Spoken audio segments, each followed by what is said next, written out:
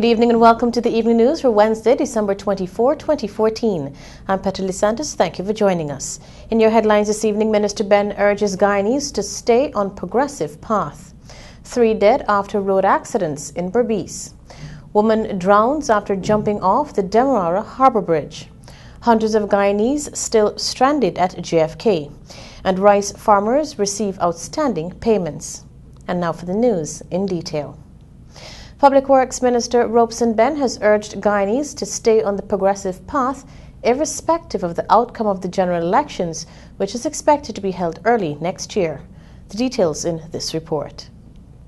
We must not allow for any situation which will create a reversal of the gains which have been made by each and every Guyanese person working together, facilitated of course by the government over these last 2 years in respect of the development and progress we have made so far. That was the advice of the Public Works Minister as 2014 comes to an end and Guyanese get ready for a new dawn in 2015.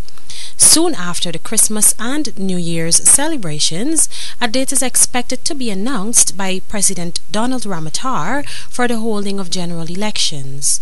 Over the years, Guyana has made significant progress, which has been continually reiterated by Finance Minister Dr. Ashni Singh. However, while the political governance of Guyana is uncertain, what remains certain is the continuing progress of Guyana. In recent times, there have been a number of investments into Guyana's economy from both local and foreign investors. This signals a sure sign for a bright future for the Guyanese populace. Reporting for the Evening News, I'm Erica Williams. 16-year-old Yonet Branch of Mackenzie Street, Rusignol, West Bank, Berbice, met her demise last night at around 19:45 at number 29 Public Road, West Coast, Berbice. Investigations reveal that the driver of motorcar PLL 4691 was allegedly speeding along the roadway when he lost control of the vehicle and collided with a parked motor canter. Branch, who was in the motorcar, received injuries and was rushed to the Fort Wellington Hospital, where she was pronounced dead on arrival. Meanwhile, Devajay Narayan, 35 years, of Bath Settlement, West Coast, Berbice, and Rakesh Sukhdeo, 33, of Bushlot, West Coast, Berbice, were killed in a road accident last night at around 21 hours at number 6 Public Road, West Coast, Berbice. Investigations reveal that Jai Narayan was speeding in motorcar PMM 8763 along the roadway when he lost control and collided with a lamp pole. Both men received injuries and were taken to the Fort Wellington Hospital, where they were pronounced dead on arrival. Chaitram Mangru, 27 years, of Bushlot Village, West Coast, Berbice, who went to render assistance to the injured persons, unfortunately came into contact with an electrical wire and was electrocuted. Chairman of the Ghana National Council on Public Policy and the recently established Ghana National Civil Society Council, Dr. Philip Mozart Thomas, has admitted that his organization might have been too rash in its approach to seek consultations with government over the recently concluded Civil Society Summit. Here is more from Alexis Rodney. While contending that the summit was phenomenally successful, Dr. Thomas said that might have probably been one of the major contributing factors to government's stern criticism of him and the organization. Dr. Thomas, speaking to the Evening News on Tuesday, gave an appraisal of the 3-day summit, which was aimed at seeking a transition into a new dispensation of peace within society. That conference, which was opened with pomp and ceremony at the Guyana International Conference Center last Wednesday, was shut down by government through the Office of the President. Although crumbling under pressure, shifting the remaining sessions of the symposium from the conference center to the much smaller boardroom of the Council Secretariat in Kingston, Georgetown, Dr. Thomas contended that the summit was a phenomenal success. He said, too, that the organization will be seeking to re-engage government on talks, since, according to him, the Council has surmised that the move might have been too hasty. He said the organization will be giving itself and government some time before it seeks another consultation session on the way forward. According to him, the time might be right after government fully digests and analyzes the strategy used by the Council on the prior engagement. Both government and the coalition, the Partnership for National Unity, had distanced themselves from the organization and Dr. Thomas. For the Evening News, Alexis Rodney. The body of an unidentified woman was found in the mouth of the Demerara River moments after she reportedly jumped off the Demerara Harbour Bridge on Christmas Eve day. The woman was reportedly seen climbing onto the rails of the Demerara Harbour Bridge by a driver of a car when he was passing by. He immediately alerted bridge officials who without hesitation established rescue teams and went in search of the woman. At the scene, the deceased's footwear and an umbrella were found. During the more than 45-minute search, the woman's motionless body was recovered from the river. She was reportedly clad in a pair of blue jeans and a pink top. General Manager of the bridge, Ralston Adams, when contacted, confirmed to media operatives that an investigation has been launched into the incident, while confirming that they would have received the distressing news sometime after 12 hours. At that time, the woman's identity was unknown to him. Adams explained that soon after they got the news, at least 2 rescue boats were deployed to the area, but they were unsuccessful in saving the woman's life. The Maritime Administration Department was also called in to assist. And rice farmers from Region 2 Pomeroon Suppenham will have a joyous Christmas now that they would have received partial payments from prominent rice millers on the Essequibo coast. Over $3 million in payments were issued to farmers from the Golden Fleece Rice Investment, Wazir Hussain and Ramlakan Rice Mill. Farmers were seen in lines at the various mills as early as 6 hours this morning. According to General Manager of the Ghana Rice Development Board, Jagnarayan Singh, monies were made available to millers in the form of advanced payments. Singh said that is a way of helping millers as well as the farmers to improve the rice industry. Singh, along with the General Secretary of the Rice Producers Association, Dharam Kumar Siraj, visited the Essequibo Coast today and conducted several meetings with farmers and millers as it relates to payments. Several farmers expressed gratitude towards the rice stakeholders for making sure they receive payments for the holidays. Stay with us, more of the evening news after these messages.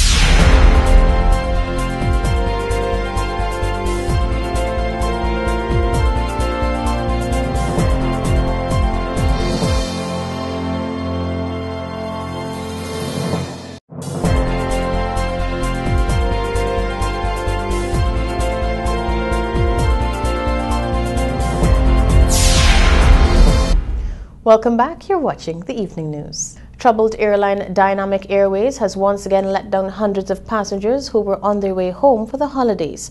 According to information received, scores of passengers who were scheduled to travel to Ghana for the holidays were told that they cannot do so until December 27. This is according to the New York Post. However, a source at the JF Kennedy Airport in New York had revealed that the flight, which was delayed on Sunday, still had passengers who were rolled over to subsequent flights. As such, the backlog keeps building. The New York Post reported on Wednesday that yet another 100 passengers were left stranded at JFK Airport, where they were scheduled to board a jet to Ghana at Terminal 1 about 7 hours. The already frustrated passengers were informed that they will not be able to travel until the day after Boxing Day, since no other plane would be available until such time. Some of the passengers were left stranded since Sunday after there was a 2-day delay due to maintenance issues. Sunday's delay saw some passengers flown back home on Tuesday morning, while others had to remain due to overbooking. Additionally, the New York Post reported that several fuming passengers who were heading to Ghana had booked hotels, returned home, and made other plans after receiving news of the delays. However, there were about 45 passengers who remained at the JFK Airport, holding up signs at the Dynamic Airways terminal as they protested against the inefficiency of the airline. 21-year-old Royan Adams of Vigilance Squatting Area, East Coast, Demerara, was refused bail on unlawful possession of a firearm, ammunition, and attempted robbery charges. Adams made his appearance before Chief Magistrate Priya Sinarayan Bihari at the Georgetown Magistrates Courts. The first charge read that on December 21 at Mazruni, he had in his possession a .38 special revolver without being the holder of a license. In addition to that, he also was charged with having a .38 matching ammunition when he was not the holder of a license. Another charge said that on December 20 at Isanu village, being armed with a .38 special revolver, he attempted to rob Andre Mackenzie. The unrepresented man was remanded to prison and the matter was transferred to the Bartica Magistrates Courts for January 8. 1 year after her tragic death, the late chief librarian of the Ghana National Library was remembered by colleagues and staff members as they observed the anniversary of her death. The details in this report.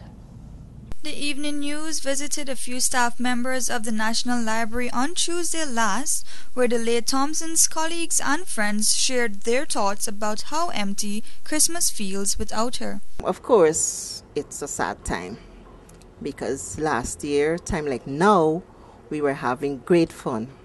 We had our luncheon. She was there sharing out gifts, and everybody, she makes sure everybody had something. Whether you were good or bad during the year, everybody had something. I remember we were sitting in my department, and a staff from another branch was in our department, and she got a phone call. She asked for excuse. And all this what I heard, she said, "Who there from the library?" And when she was finished talking to the person, she said she heard our bus got in an accident. Driver was Johnny, and she heard it's some female staff, but she don't know it's who. And then after, we got a call like a couple minutes after, and all of us went down to the hospital. It wasn't nice. Even as we celebrate the Christmas holidays now, here in the library, it is a bit sweet for us. Nevertheless, what she would have imparted in us from working with her, I think those we have those legacies to live on with, that would live on with us, and the love that she would have shown to us and so on, we can now, impart that in others. Even those staff members who did not have more than a working relationship with her noted that she always made the holidays special. Today I'm reflecting, I'm trying to enjoy the memories as they come, because they don't leave you like people do. So I'm enjoying them, and it's as if she's alive, because of the memories. But one person who was truly affected and nearly in tears at the thought of the tragic death of Jillian Thompson was Teresa Barrow. That smile, and that way of reaching out to all the staff, because I have a son who, I don't think I should say it, but I will. I have a son, his nerve's not good, and he was in Trinidad. And when I was called to say that he took him ill, so I must come over to Trinidad to get him. And then I said, "Chief, I have to go." And she said, "Miss Barrow, you take the leave. I'm going to cover you." And then she gave me my little money to walk with. So she was so sweet. Jillian Thompson, who was the chief librarian since 2004 until her death on Christmas Eve 2013, was truly an inspiration to her colleagues. Thompson was killed in a two-vehicle accident at the corner of North Road and Shiv Chanderpaul Drive at the age of 44. Reporting for the Evening News, Davina Samaru. Two brothers who were charged with the intent to murder were remanded by Chief Magistrate Piers Cernan Bihari at the Georgetown Magistrates Courts.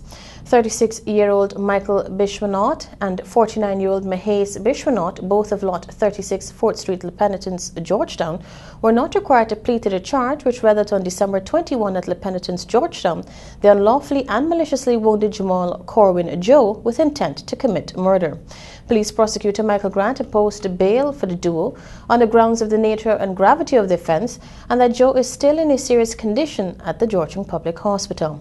The prosecution's objections was upheld and both men were remanded to prison until December 29. Organizations here are extending Christmas greetings to the public as they join the Christian community in celebrating the birth of Jesus Christ. Here is more from Svetlana Marshall. The leading political parties in Guyana, the People's Progressive Party (CIFIC), the Partnership for National Unity and the Alliance for Change were among the first organizations to issue Christmas messages today.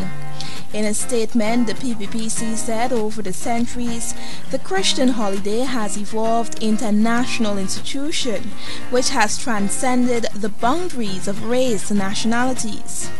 It said Guyanese should not lose sight of the core values of peace, humility and compassion, even as they celebrate this auspicious occasion of Christmas.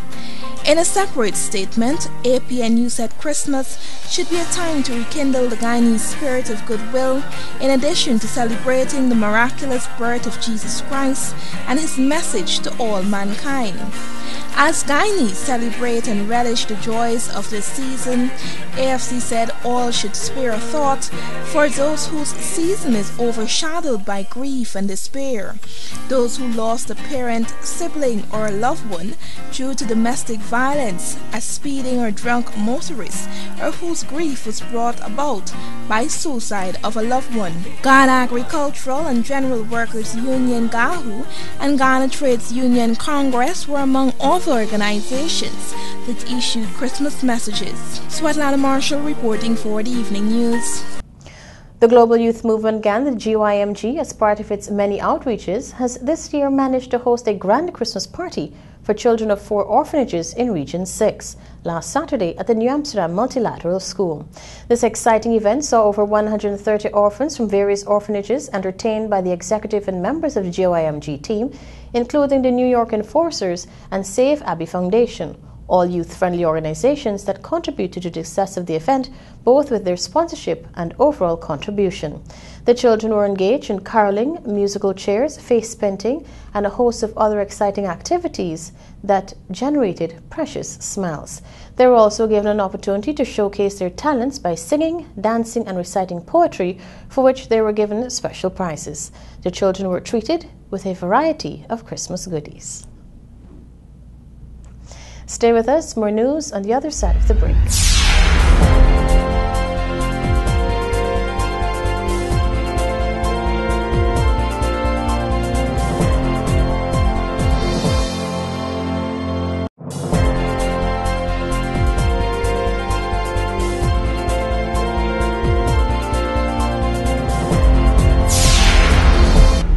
Welcome back. You're watching the Evening News. A homeless man shared his story with this newscast today, explaining that every Christmas brings renewed hope for him despite his circumstances. I'm a homeless kid. 35-year-old Kumar has lived on the streets for 15 years without any help from friends or his family. He says he has been helped with clothes and food through strangers, particularly during the Christmas season, but mostly he works to survive. One time people would come, or I would work and get my money, buy my things them, buy my needs them. Kumar says he has learned not to expect much during the holidays. He says it can be quite difficult when you don't have a home or people to share the holidays with. I feel rough. Why? Because I got no way. We would like to see happen for this Christmas. I don't know what to tell your friend. You don't have no dreams, no wishes? No. What about your children? Nevertheless, Kumar finds the joy he needs in his children. My children are ready for Christmas though. Can't make them ready for Christmas. So that's a dream, right? You make them happy for Christmas? Yeah. That's my philosophy. Make my children happy for the Christmas. What about Don't worry with me. Them. Okay. Reporting for the Evening News, Davina Samaru. Meanwhile, another homeless person shared her experiences during the holidays with this newscast. Being homeless means that one does not have a home or a shelter, but it doesn't mean you're alone in the world. Felicia Daniels told this newscast of her experience on the street and that it doesn't leave much room for any acknowledgement of the Christmas season. But you see on the street how the street done hard already, you understand? So, we really know what Christmas. I never had a good Christmas, like living in a house and washing up and going and buy stuff and, and be merry. You understand? I really know nothing about that, so I can't really, Danielle shared one memory of her children she has of the holidays. However, a tough life on the street appears to have distorted that image. But listen, not memory for me because when I had my 2 children now, when you got children, you go and buy up the break up a height. So I don't live as a member of the break up the homes. Daniel said the homeless usually support each other as they share the same experiences, but Christmas is not something they look forward to. Davina Samaru for the Evening News. Habari gani, or how do you do, is the phrase one will be hearing on Friday when the first candle for the Kwanzaa holiday will be lit to commemorate Africans and their culture. Kwanzaa is not as old as Christmas, but it is celebrated right after the globally acknowledged season to bring people of African descent together in one mind to think of Black history and culture all around the world. Persons have indicated that it is quite synonymous to the African-based holiday Thanksgiving, of the American-based holiday of Thanksgiving, as it recognizes the importance of Thanksgiving for all the good in the past year. Not surprisingly, the Black holiday originated in the United States of America, where the Black nationalist movement of the 1960s was in full bloom. Stay with us, you're watching the Evening News.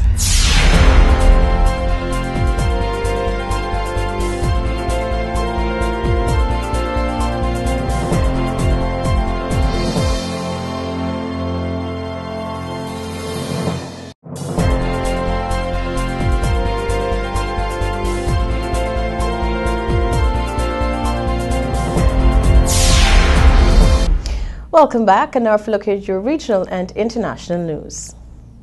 Regionally, Patrick Manning, the longest-serving parliamentarian in Trinidad and Tobago, may not be a candidate for the main opposition People National Movement in the 2015 general election.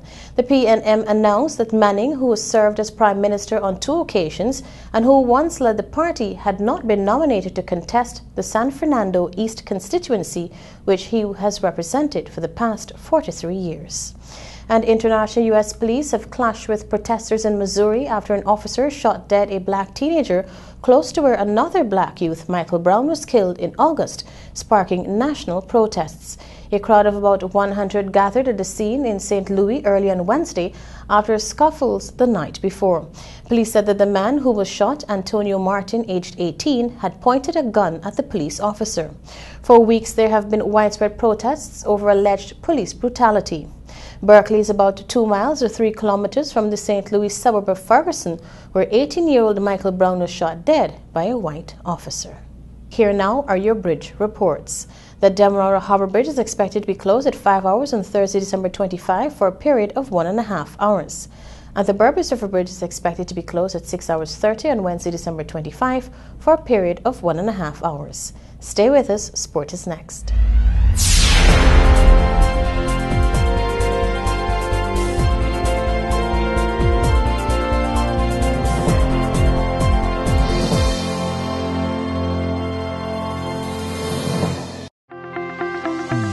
Every day presents a few more challenges. Keeping your business running shouldn't be one of them.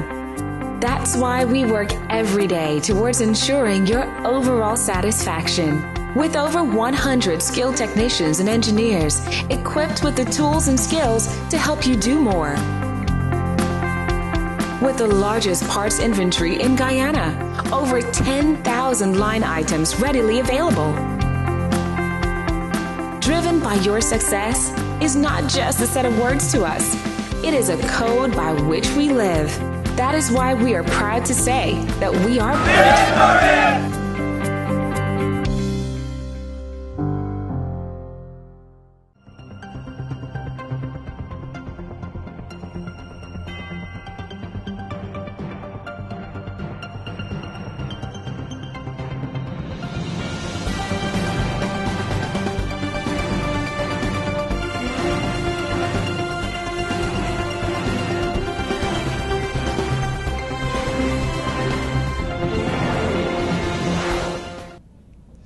Welcome back, and now for a look at your sport headlines.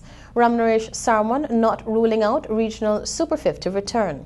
All set for Kennard Boxing Day horse race meet, and Dinamstel and Slingers FC to contest West Demerara Football Association final on Friday. This segment of sport is sponsored by MacCorp. Every day presents a few more challenges. Keeping your business running shouldn't be one of them. That's why we work every day towards ensuring your overall satisfaction. With over 100 skilled technicians and engineers equipped with the tools and skills to help you do more. With the largest parts inventory in Guyana, over 10,000 line items readily available. Driven by your success is not just a set of words to us. It is a code by which we live. That is why we are proud to say that we are Victory!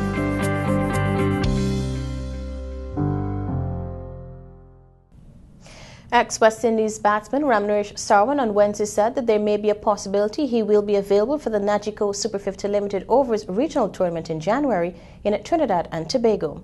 Sarwan has been ruled out of the WICB Professional Cricket League 4-day tournament after withdrawing from the Trinidad and Tobago Red Force squad due to personal reasons and has returned to his native Ghana.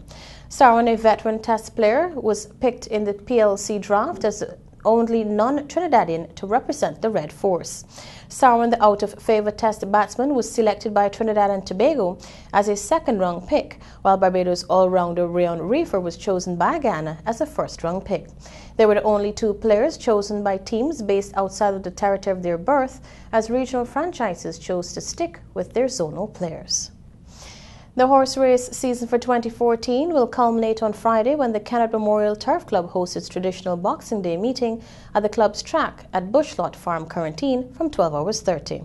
Horse racing fans are expected to be in for a treat since, according to the chief organizer and president of the KMTC, Cecil Kennard, over 60 of the country's best racehorses have entered, inclusive of Ghana's only A-class animal, Scores Even. 8 races are billed for the day, and the A1 and lower races have been the featured events. Meanwhile, the race is being conducted under the rules of the Ghana Horse Racing Authority, and according to Kennard, the rules of the local governing body will be rigidly enforced.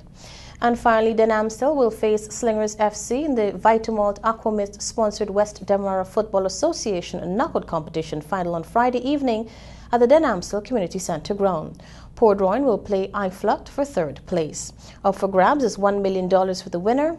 Runner-up takes home $500,000, third place $300,000, and fourth place $200,000.